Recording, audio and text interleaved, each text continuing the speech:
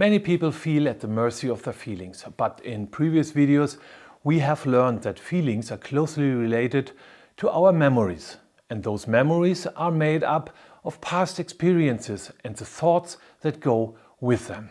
However, most people don't know how to control their subconscious with their conscious mind, or how to send information to the subconscious via the filter function. This means that they cannot think rationally effectively. In this video, I will tell you in which frame of reference you can and must stay in order to become master of your feelings and your subconscious, so that you can take the helm and emancipate yourself.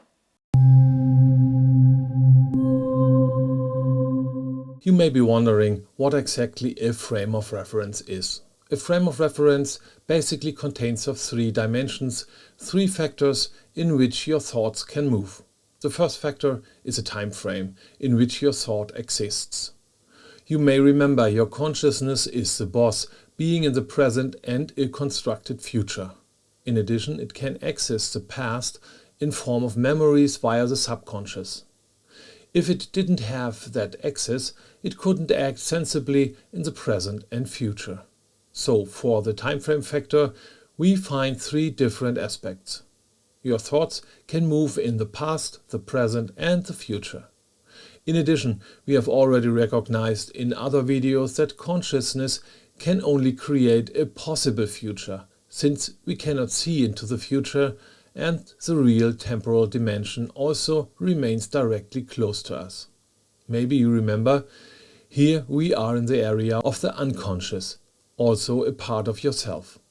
However, it is not an advantage to know the real future in order to have real profound experiences or to survive. Simply, there would be no motivation for surviving or doing anything. You could also say that maybe it's all about making the creative process a future. So we can't think up a real future, but we can create a constructed possible future. We can have wishes for the future and we can set goals. The constructive aspect of our thoughts can of course also be transferred to the past and the present. For example, even small children have no problem telling their parents that they have already brushed their teeth, when they have not. Here the child has mentally created a constructed path. And before that, of course, a constructed future in which it imagined getting around brushing its teeth. So the second of the three factors has only two aspects, the option to be real and to be constructed. Now we can come to the last, the third factor, which again has two different possibilities. This factor is a bit more difficult to understand than the previous two factors. Imagining different times is something that very few people have problems with, because they do it all the time from an early age. Without this possibility, we would not be able to retrieve all the memories we have collected, because we have collected them in the past. Most sane people have also no problem perceiving whether something is real or just made up or constructed.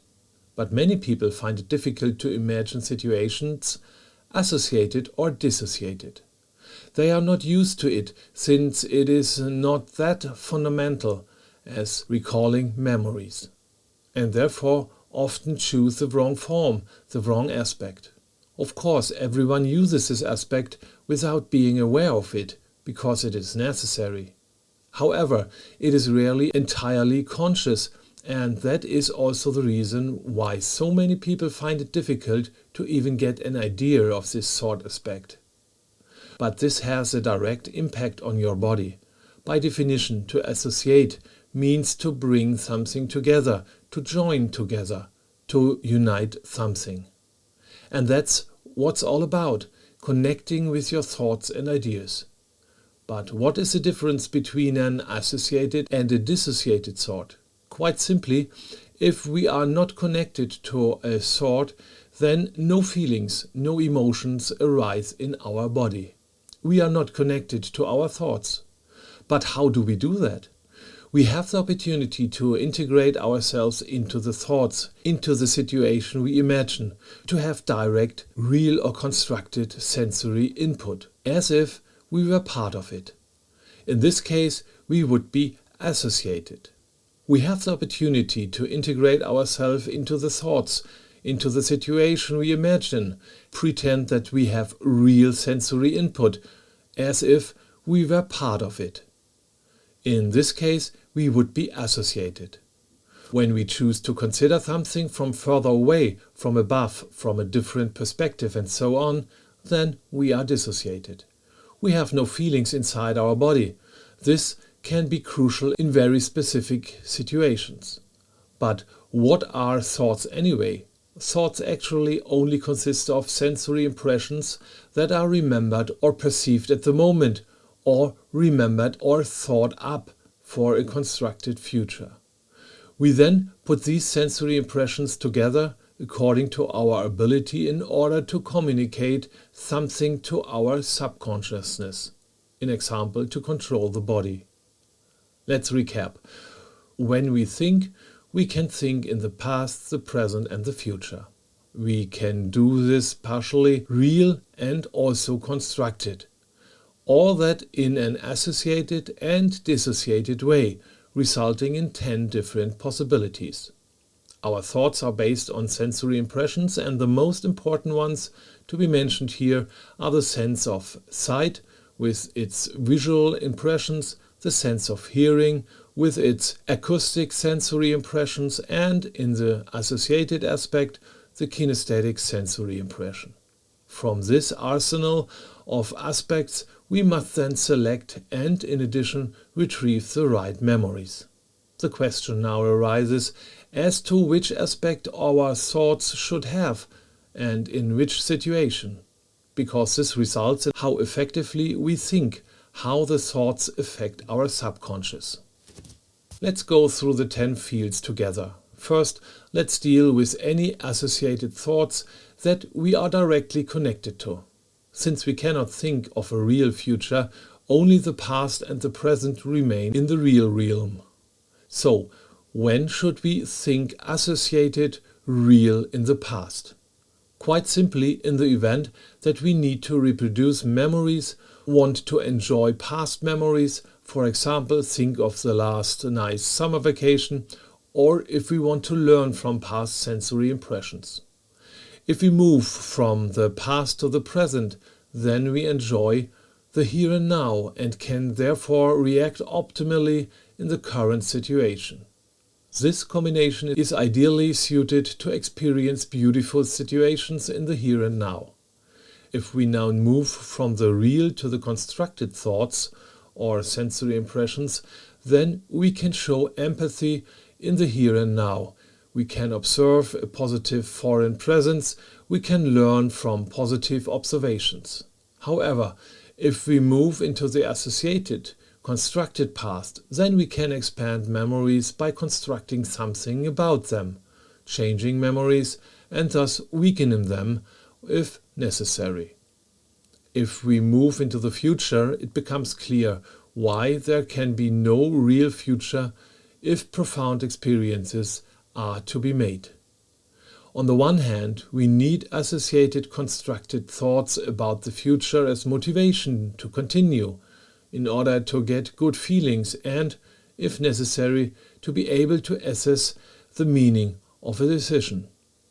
If we could imagine the real future, we could perceive the future, would know everything in advance, and would no longer be motivated to get an answer to our questions. So it's just not possible. Now we come to the second major area, the area of dissociated thoughts. Because we are distant from our thoughts in this entire area, not connected to them, in this area we have a lack of emotions and feelings. This opens up new possibilities. Being dissociated in the here and now helps us to get through a tough present. We can focus better because our feelings are not distracting us. The dissociated real present is always appropriate in negative situations. What separates the good from the bad first responders in an accident?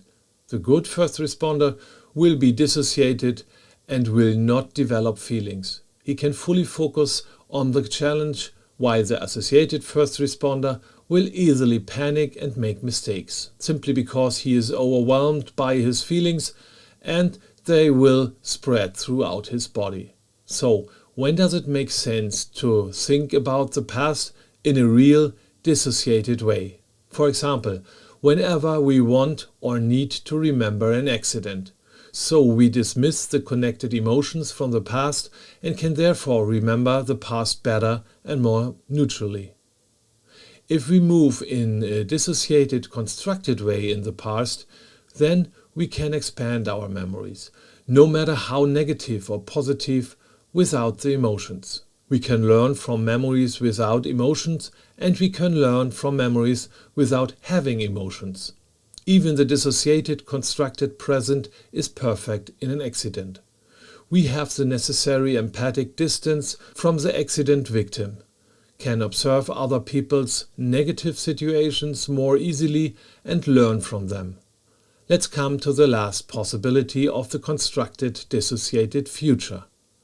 We can use this frame of reference optimally when we have to make unemotional decisions for the future, have to prepare for negative situations in the future, or simply want to plan a future without emotion. Those were all the 10 areas in which we can move. Now, we've talked about optimal situations, but often the wrong frame of reference is chosen for a certain situation. Maybe you can manage to choose the right frame all by yourself, for example, if you are afraid. Should you then be associated or dissociated? Quite clearly, in terms of fear, of course, in the dissociated area. However, if you want to counter the fear with something, then of course the associated area, because otherwise you cannot develop any positive feelings. What reference frame do you use if you want to define a goal? And now the hardest question, in which area or areas are you practicing a ritual? I hope this video has given you some inspiration and maybe for the first time you have thought about how your thoughts work in the first place. If you liked this video, then click the like button, and if you don't want to miss any video in the future, then subscribe to this channel. For all questions and comments, please use the comment fields, because then future viewers may also have the opportunity to see their questions already answered. Thanks for watching and see you soon.